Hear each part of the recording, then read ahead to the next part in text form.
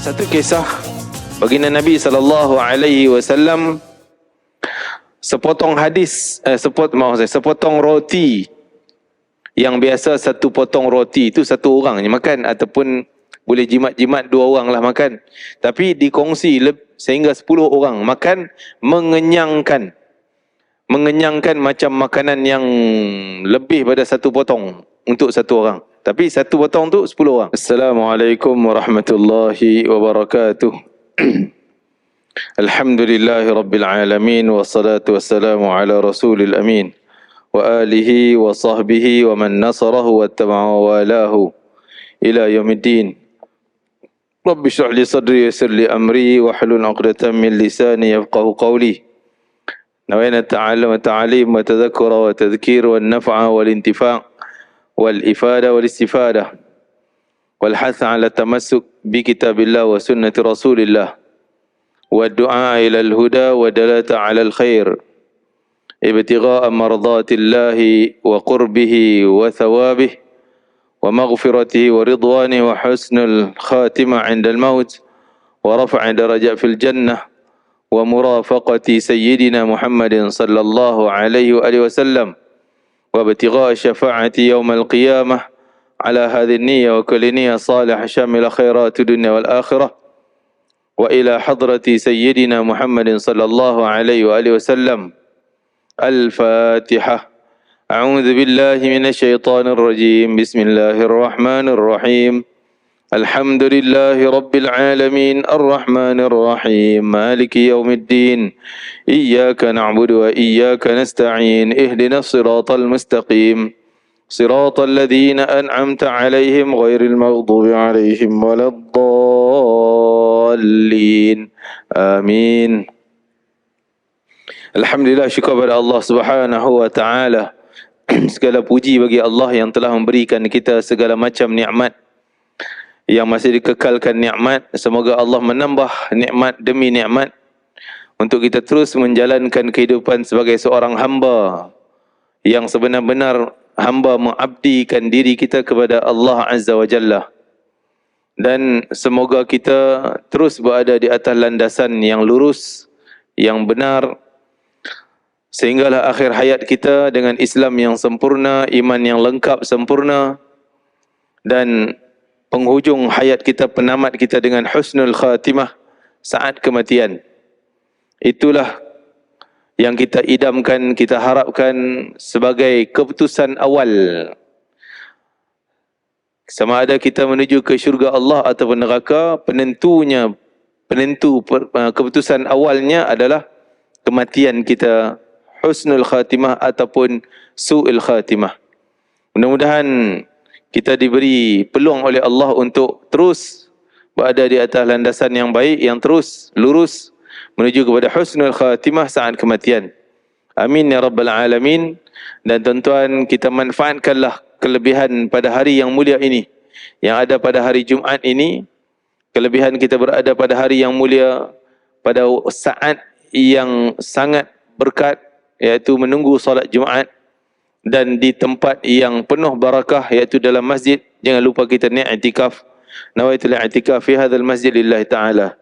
Saja aku beriktikaf dalam masjid ini kerana Allah Ta'ala.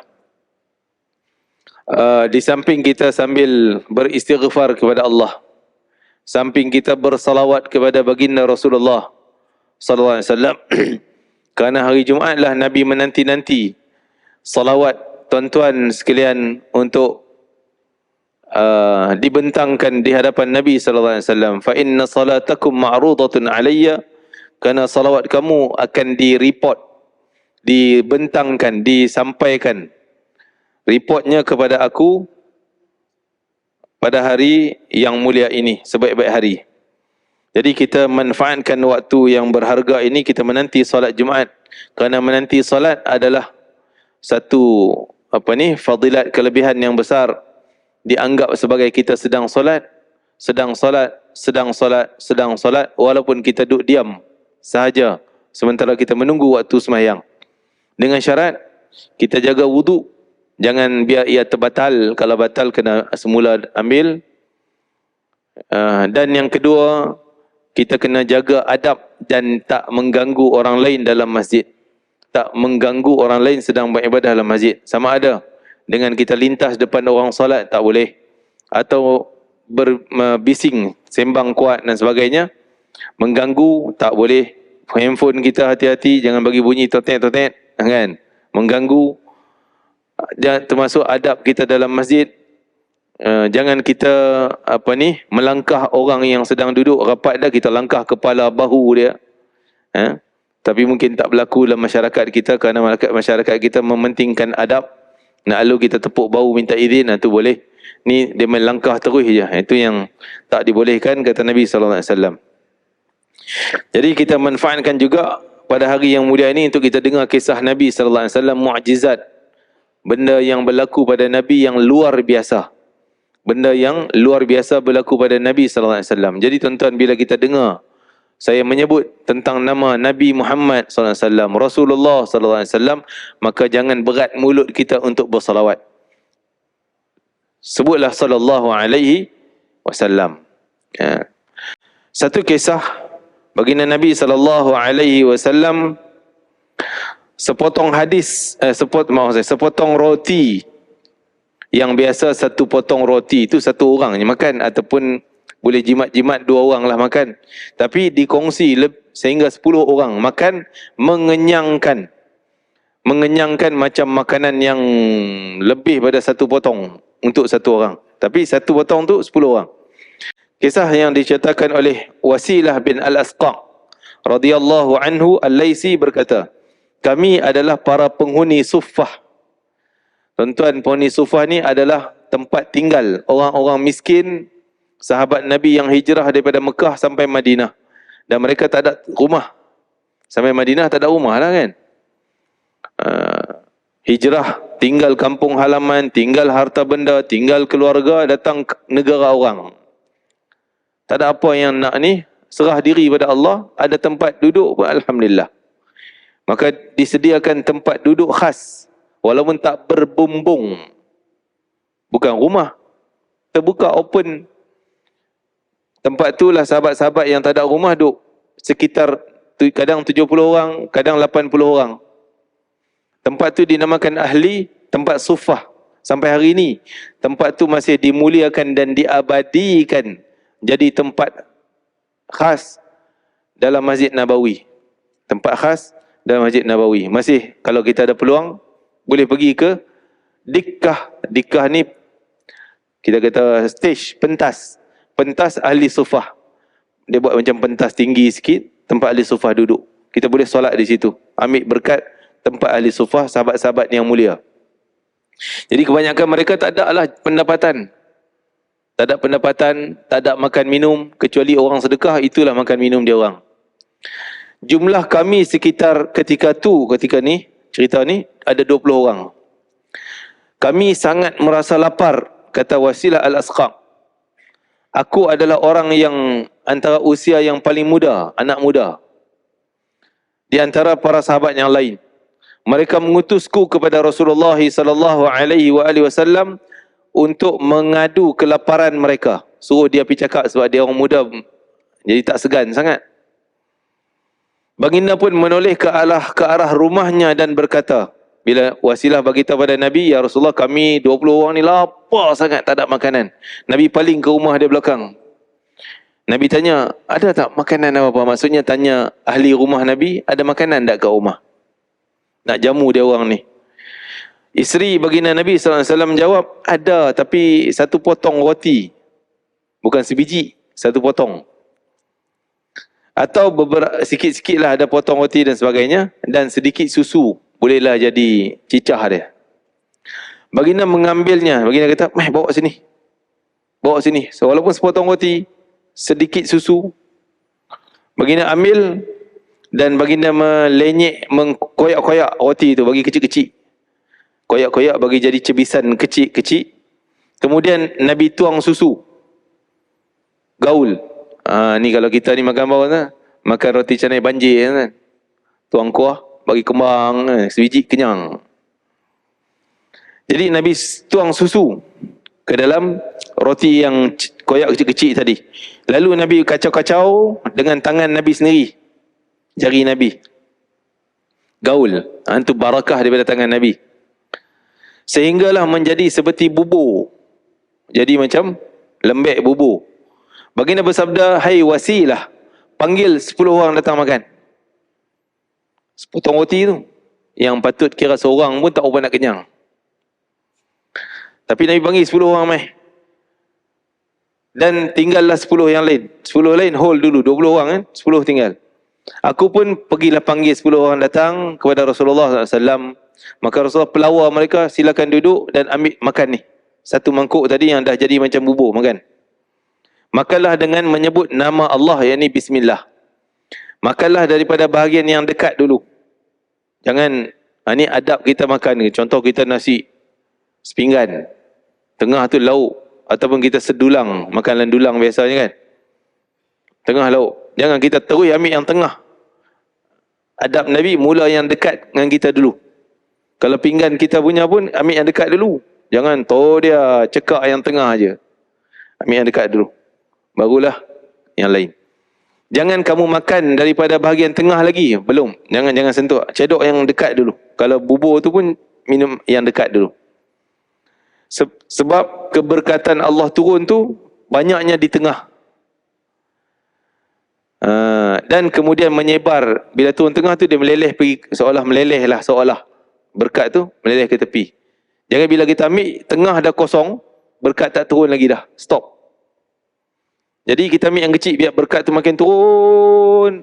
Yang kita ambil dekat tu pun dapat juga berkatnya. Dia keberkatannya makin banyak. Aku melihat sendiri, kata Wasilah, mereka 10 orang yang pertama makan, sampai jilat jari. Jilat, maksudnya kenyang lah, sampai makan kenyang punya. Kenyang. Setiap orang tu makan dengan kenyang, sehingga menjilat jari. Setelah selesai, baginda bersabda, suruh dia orang yang kenyang sudah balik, panggil 10 orang yang lain. Yang nu lapar lagi, nu tak makan lagi.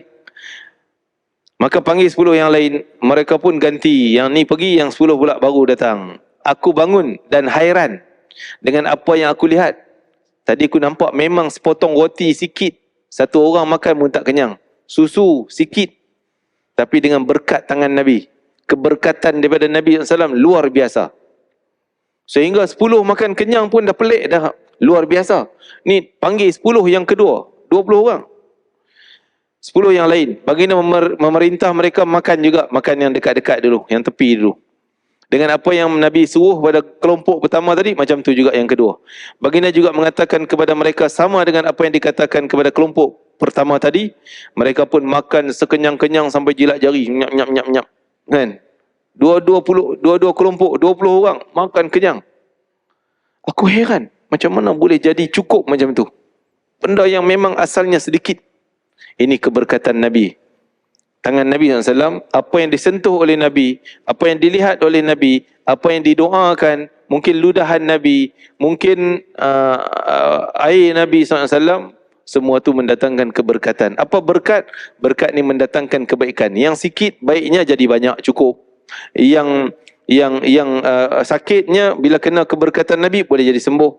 Yang tak kuat kena tangan Nabi jadi kuat. Ada kisah yang tak kuat Nabi tepuk jadi kuat. Kisah Jabir bin Abdullah.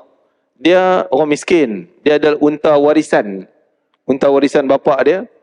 Unta tu dah tua. Unta tua ni kira tak kuat lah. Tapi bila Nabi nak pergi perang, dia pun nak pergi perang juga. Orang lain ada unta kuat-kuat, kuda yang kuat. Dia ada unta tua je. Unta yang tua. Dia pun pergi juga. Tapi Nabi bila jalan, zoom, orang lain laju. Dia slow belakang. Nabi kata stop, tunggu Jabir datang. Nabi langkah-langkah sampai, dah sama dekat, baru jalan sama-sama. Dia ketinggalan belakang juga. Pasal unta dia slow. Unta tua. Kan? Jadi Nabi akhirnya ada kali ketiga Nabi dah Jabir tinggal belakang. Nabi kata nanti sampai dekat dengan Jabir, Nabi kata, kenapa Jabir? Dia bagi tahulah, unta ni memang unta tua ya Rasulullah, tak boleh nak laju macam orang lain. Nabi pegang tepuk belakang punggung unta. Tepuk belakang. Bismillah ala barakatillah. dengan nama Allah, dengan keberkatan Allah Ta'ala. Tepuk belakang unta. Unta tu jadi macam tenaga unta muda tadi. Sama level. Kadang-kadang dia lebih depan pada unta lain. Lebih laju pula. Terlebih overdose pula. Terlaju pada unta lain. Kadang-kadang dia menanti pula rombongan yang lambat. Unta tu jadi kuat. Masya Allah. Ini keberkatan tangan baginda Rasulullah SAW. Jadi benda keberkatan ni tuan-tuan, kita tak nampak dengan mata. Tak nampak. Tadi kita tengok Nabi gaul dengan tangan. Kalau kita duduk zaman Nabi tah, kita pun tak lalu makan. Biasa kita, oh loh, mak gaul macam tu, tak lalu. Tapi tangan Rasulullah. Semua jadi rebutan para sahabat baginda Nabi SAW. Bukan tangan manusia biasa. Tangan berkat. Para sahabat berebut-rebut. Kalau Nabi ambil wuduk, basuh muka, air menitik ni, takkan menitik di tanah. Tak menitik di tanah. Sebab apa? Sebab sahabat faham. Air daripada muka Nabi, luar biasa. Ada berkatnya. Walaupun tak nampak real. Ada sahabat yang tadah, ambil benda tadah. Ada yang tak tangan, sehingga tak jatuh ke lantai. Yang dapat tangan, nitik kat tangan tu, dia sapu di muka dia. Sapu di muka dia. Keberkatan tangan muka Rasulullah SAW. Jadi banyak cerita-cerita yang macam tu yang luar biasa. Menjadi lebih kuat, yang lemah jadi kuat, yang sikit jadi banyak, yang sakit jadi sihat. Kerana sentuhan baginda Nabi SAW. Satunya cerita yang kedua, cahaya menjaga doa Nabi. Datang cahaya, boleh jaga cucu Nabi Hasan dan Husain. Ceritanya, baginda Nabi SAW memberitahu kepada Abu Hurairah radhiyallahu anhu bahawa dia tidak perlu menghantar Hasan dan Husain. Waktu malam, Isyak, gelap gelita. Lepas itu hujan pula. Gelap gelita dan hujan. Hujan. Jadi, dua ni anak budak-budak, Hasan dan Husain, yang umur mereka ketika zaman hidup dengan Nabi, umur lebih kurang 4 dengan 5 tahun ataupun 3 dan 4 tahun. Nabi wafat, sana Hasan lebih kurang 5 tahun. Husain adik dia 4 tahun. Beza setahun. Jadi budak-budak nak jalan gelap-gelap, semua sahabat risau lah, kan? Budak-budak. Kok dia orang takut ke apa ke? Jadi Abu Hurairah offer pada Rasulullah, ya Rasulullah, izinkan aku teman dia orang hantar ke balik rumah dia daripada masjid. Ketika tu peti menyambar ni, dengan hujan peti, zam. Jadi Sayyidina Abu Hurairah offer nak hantar dua orang budak-budak ni, Sayyidina Hasan dan Husain radhiyallahu anhuma. Dan Rasulullah kata tak payah. Tak payahlah Abu Hurairah, dia orang balik sendiri. Sehingga mereka pulang kepada ibu mereka selamat, jangan risau, dia orang balik selamat. Daripada Abu Hurairah radhiyallahu anhu berkata, kami sembahyang Isyak bersama Rasulullah SAW. Apabila baginda sujud sembahyang, Hasan dan Husain lompat main belakang Nabi. Jadi kita kena faham ni tuan. Kadang-kadang kita kata, oh anak-anak lompat belakang kita, tak ada masalah. Biar je lah duduk belakang kita sedang sembahyang. Tak sama tuan-tuan. Sebab apa ni? Cerita Hasan Husain naik belakang Nabi. Nabi teruskan sembahyang. Tak batal sembahyang. Sayyidina Hasan dan Husain tak pakai pampers. Tak ada pampers. Pampers tu mengandung najis.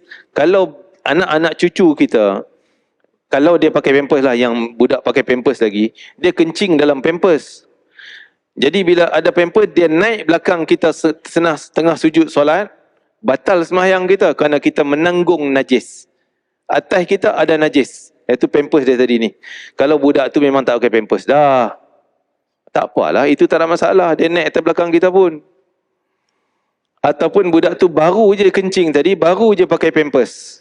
Maksud pampers dia tak kencing lagi lah, dia naik atas belakang kita, masih suci, tak ada najis, boleh. Tak ada masalah. Masalahnya pakai pampers dah ada kencing. Yang ni naik atas riba kita, kita tengah tahiyat, dia duduk atas riba kita, kita menanggung najis. Boleh batal sembahyang kita. Tak batal wudu, tapi batal sembahyang, kerana ketika sembahyang wajib seluruh badan kita tidak ada najis. Tak menanggung najis. Jadi kalau budak yang ada pampers naik atas kita, kita nak buat macam mana? Tolaklah dengan tangan kita, bagi dia jatuh ke lantai. Maksudnya duduk ke bawah, jangan duduk atas riba kita, jangan duduk belakang kita. Cepat-cepat. Itu. Jadi cuma Hasan dan Husain cerita tak ada pampers tuan-tuan. Jadi dia tak ada najis di badan dia, sehinggalah dia duduk demikian. Ketika bangun, baginda daripada sujud, baginda mengambil keduanya daripada belakangnya, baginda dengan lembut. Nabi bangun sujud, tak bagi budak tu jatuh, dia sambut dengan tangan macam tu, pegang. Jadi dengan syarat tidak ada pergerakan yang banyak. Kalau kita nak sambut sampai macam tu, batal lah tuan-tuan. Tu macam bersilat pula. Ni sekadar kita pegang dia, bawa ke depan, pergerakan kita tak lebih pada, tak sampai 3 kali, tak membatalkan sembahyang. Ketika baginda bangun daripada sujud, kembali Nabi sujud yang kedua, mereka naik lagi atas belakang Nabi. Bila baginda selesai solat, baginda memangku kedua-duanya di atas paha baginda. Aku bangun dan menghampiri baginda dan mengatakan, wahai Rasulullah, boleh tak aku hantar budak ni balik malam? Abu Raufa nak hantar balik. Ketika itu peti menyambar. Baginda bersabda kepada keduanya, pulanglah, baliklah kepada ibu kamu. Cahaya peti ketika itu sedang bersinar-sinar sehingga keduanya pulang kepada ibu mereka. Peliknya, waktu peti awal ni, peti dengan dentuman bunyi itu, kan? Tapi setelah Nabi suruh mereka balik sendiri, Abu Hurairah tak payah hantar, peti itu datang cahaya aja, tak ada bunyi meletup tu. Guruh, tak ada guruh. Dia cahaya. Seolah cahaya tu tak putus sehingga cahaya tu membantu dua orang anak cucunda baginda Nabi ni balik dengan selamat. Ada cahaya. Macam spotlight pula jadi spotlight. Dalam riwayat yang lain disebutkan daripada Abu Hurairah radhiyallahu anhu berkata, Hasan berada di rumah Nabi SAW pada satu malam, sangat gelap gelita. Baginda sangat mencintai kedua itu dan dia berkata, bolehkah aku hantar dia orang pulang kepada ibunya? Lalu aku katakan, boleh. Maksudnya Rasulullah suruh Abu Hurairah hantar, dan ni cerita lain, dan budak tersebut pun nak dia hantar. Akhirnya Nabi kata tak payah hantarlah, biar dia balik sendiri. Ketika itu peti datang cahaya, juk, cahaya tak putus, hilang gelap, cahaya terang, tanpa bunyi guruh yang kuat yang menakutkan budak-budak. Kan? Jadi Hasan dan Husin berjalan di bawah cahaya tersebut dengan terang dan aman, macam ada spotlight yang tolong suluh dia orang berdua. Masya Allah, ini mukjizat baginda Rasulullah SAW. Dengan Nabi suruh balik sendiri, malaikat datang membantu untuk menyelamatkan cucunda baginda Rasulullah SAW. Terakhir, mungkin kita sebut satu cerita, kisah Qatadah bin Nu'man. Kisah yang ketiga kita hari ini. Qatadah bin Nu'man ni, saya ringkaskan, tak bacalah. Qatadah bin Nu'man, dia mata dia buta. Bukan buta gelap terus, dia ada cahaya. Nampak jugalah jalan lorong ni. Mata dia tapi kelabu-kelabu gitu. Jadi satu malam datang sembahyang Isyak. Nak balik, Nabi kata, wahai Qatadah, kau tunggu sekejap, selesai nanti jumpa aku. Jadi orang lain dah mula balik, tinggal Qatadah. Biasanya dia akan balik dengan orang lain. Tapi Nabi suruh tunggu, orang lain balik, dia tunggu. Jadi akhirnya Nabi selesai sembahyang, Nabi pergi pada Qatadah. Ketika tu gelap gelita, gelap, malam gelap sangat. Nabi bagi tongkat ni, Qatadah. Mata dia nampak cahaya gitu je. Nabi bagi tongkat pada dia. Jadi Nabi suruh balik guna tongkat ini. Bila dia balik, tongkat tu jadi cahaya keliling. Cahaya, kalau kita spotlight, lampu di depannya, belakang gelap. Ni tongkat ni cahaya dia cover keliling. Depan, belakang, kiri, kanan dia bercahaya. Sehingga ada orang lain boleh tumpang cahaya tongkat yang Nabi hadiah kepada Qatadah bin Nu'man radhiyallahu anhu. Dan Nabi pesan satu lagi. Kau balik nanti ya Qatadah, kau balik, masuk dalam rumah kau, tongkat ni bercahaya, tapi kecuali satu sudut rumah ada gelap. Satu sudut ada gelap. Kau suluh pun gelap situ. Pukul dengan tongkat aku ni, pukul tempat gelap tersebut, kerana itu syaitan sedang berlindung. Jin syaitan jahat sedang berlindung kat situ. Kan? Jadi dia pun balik rumah, masuk dalam rumah dia, sampai dalam keadaan selamat. Dikatakan cahaya tadi 10 depa. Ni satu depa. 10 depa. Kabur, luas tau. Kan? Depan, belakang, kiri, kanan semuanya. Sampailah rumah, dia tengok ada kawasan gelap, dia angkat tongkat, pukul. Barulah tempat tu bercahaya, keluar. Nabi boleh bagi tahu daripada masjid, ada tempat gelap dalam rumah kau, pukul, itu adalah syaitan. Maka itulah kedudukan berkat baginda Rasulullah SAW. Macam mana kita nak dapat keberkatan Nabi SAW? Maka kita selalulah kita bersalawat kepada baginda Rasulullah SAW. Itulah sumber keberkatan kita yang banyak. Mendengar kisah Nabi mencintai baginda Rasulullah SAW. Wallahu ta'ala alam. Mudah-mudahan akan beri manfaat apa yang kita dengar. Rabbana taqabbal minna innaka antas samiul alim wa tub alaina innaka antat tawwabur rahim. Wa sallallahu ala sayyidina Muhammad wa ala alihi wasallam. Walhamdulillahi rabbil alamin. Taqabbalallahu minkum innaka antas. Assalamualaikum warahmatullahi wabarakatuh.